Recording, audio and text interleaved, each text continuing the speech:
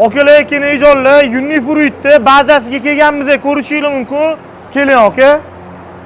Bu tushunmaganlar, akalar, tushunmaganlar. Bu Afrikani apelsini bo'ladi, aslidan aka.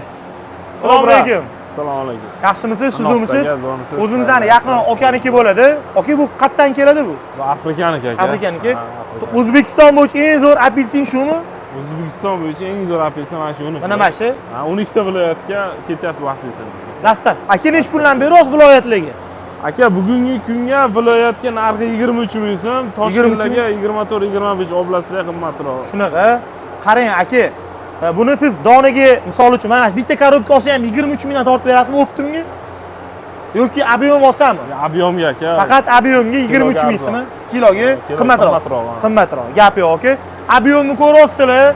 Xudo xolasa bor. Bugungi sana 30-oktyabrmi?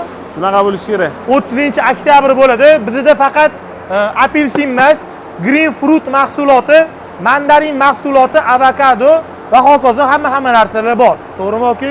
Dastavkalar viloyatlarga bormi? Bor aka, dastavka. Bor. 23 ming so'm bugungi kunga optim narxi Unifruit apelsini chiqdi. Akalar kenajonlar ko'rishingiz mumkin. 30-oktyabr kuniga. Bu prosta akam uchun reklama bo'lyapti.